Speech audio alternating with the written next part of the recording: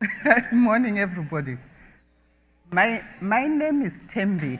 I come from Zimbabwe, but right now I live in DC, and I'm a health worker, and I'm here to tell the stories of health workers, mainly from the countries that I've worked in. I've worked in Uganda, I've worked some in Kenya, Tanzania, Malawi, Zimbabwe, of course, a little bit in South Africa, Swaziland, Lesotho.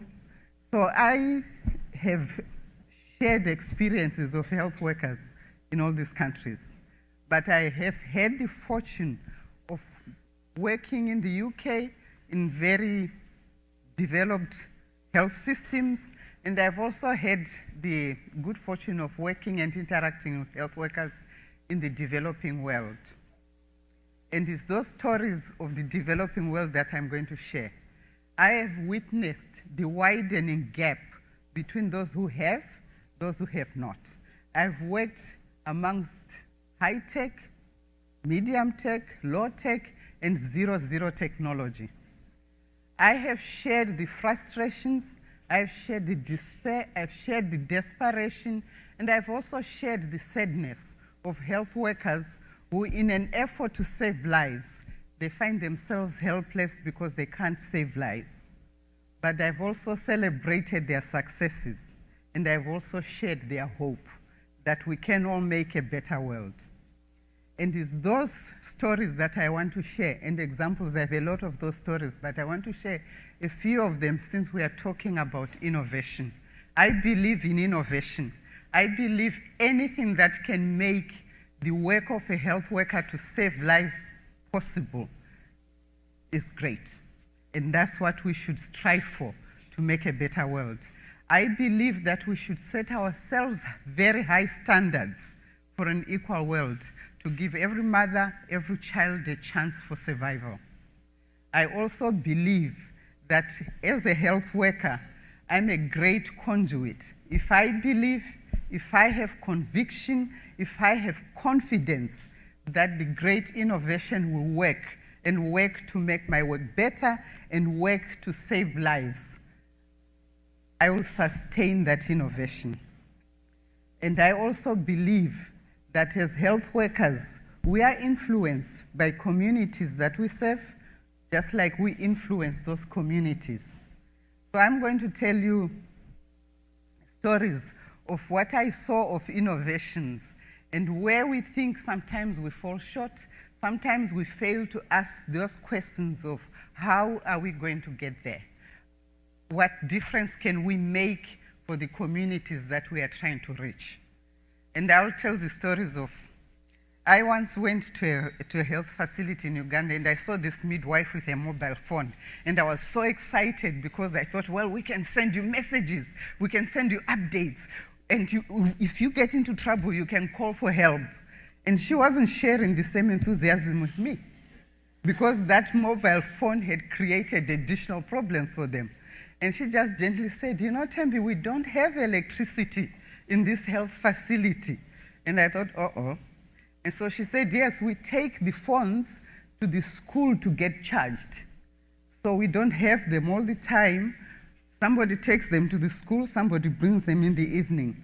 And I thought to myself much later, you know, there's so much sunshine in Africa. Why didn't somebody bring those kind of small solar panels, so that they could charge their phones? But when I was also saying that she could call somebody, I just thought to myself, you know, maybe was I expecting a 911 call, a 911 kind of response, because at the next level there's probably nobody there. So I walked out of that health facility knowing that that mobile phone would not help that health worker. She really wasn't convinced that it had potential to make a difference to her work life.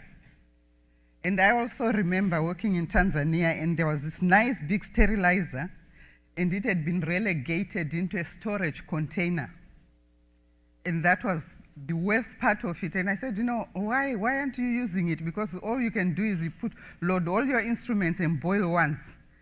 And I was told, you know, there is no water, just basic water.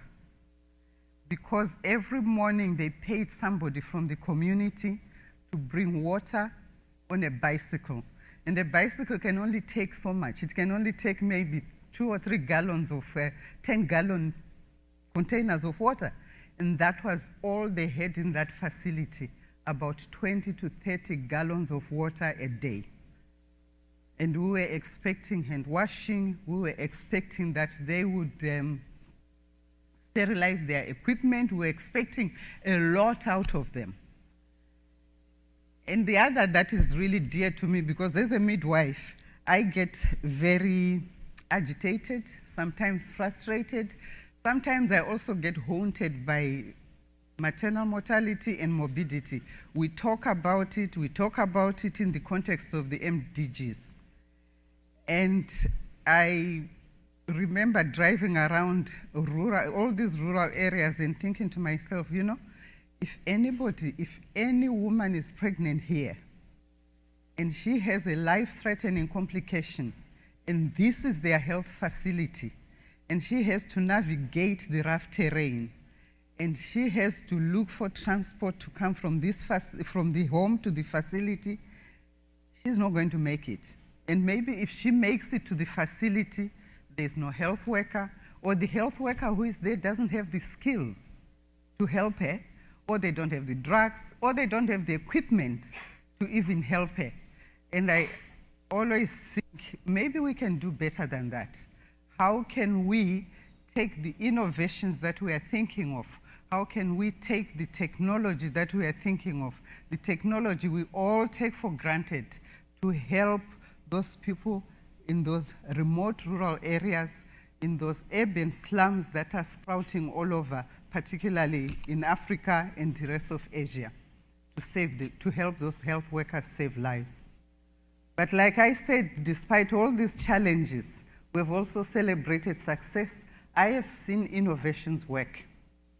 I have celebrated just a difference in 1 month when a health facility, when a midwife said, you know, look, we haven't had anybody bleed the whole month, bleed excessively the whole month. And you think, are women supposed to bleed every time they have a baby? The answer is definitely no. And we know that the answer is no. And yet they celebrated that. They celebrated the difference, that innovation, that if you manage labor differently, you could cut down the postpartum bleeding. I've also celebrated, not very far from where my parents used to live, in the village. As I was driving, somebody stopped and said, hey, you know, there is now water at the clinic. And I thought, water at the clinic? Yeah, we got a handheld pump. They just received a handheld pump that brought water to the facility, and that made a very big difference to that community. And it was something to be shared and something to be celebrated. I remember in Malawi arriving and being shown a kind of a solar panel and being shown how it works with a lot of excitement from this clinical officer. And I listened, and then he said, you know what, right now we got a small fridge that came with this, with this solar panel. It means that we can control the temperature of the vaccines effectively. We can just set it and have the vaccines stored in optimal temperatures. And I thought maybe that's the first time they have confidence in the vaccines that they are giving. Really the first time. And what a difference that small solar panel made to that facility. It meant that obviously they will promote immunizations with a lot of confidence. And I also remember very recently, actually, when I was walking down in the streets, you know these people that always ask you the people that ask questions on the streets. A young woman approached me, and I thought, well, sometimes I don't stop to listen, but that day I stopped to listen, because when they're young, I always think they're students, and I've been a student before. And she said, what would you do to change the world if you had all of a sudden supernatural powers? And I didn't hesitate. I said, you know, no woman, no child would die in this world of a preventable disease. And one of my colleagues said to me, all right, how will you do that? And I said, you know, there are a lot of good people out there. There are a lot of bright brains out there. There are people who have a passion to make a difference, to lead, to shake, to really make a big difference. So I started explaining about coming to Switchpoint and coming to meet all these great people with their innovations. And I think she believed me, but a few minutes later, this young woman ran and said, you know, yes, Mama, you can save the world. And I come from Kenya. So I imagined her really believing that we can make a difference, believing that it doesn't really take supernatural powers. I think she internalized it and thought, yes, we can make a difference. And I think, yes, we can make a difference.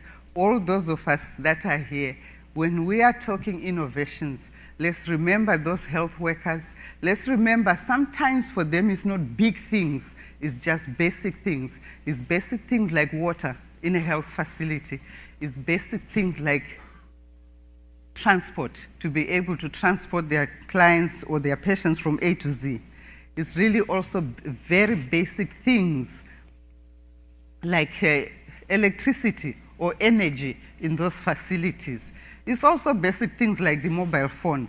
I think we live right now, all of us here, and I think if I say everybody lift your hands, how many of you have one computer in your home?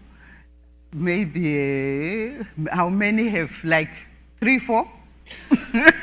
There you are, right there.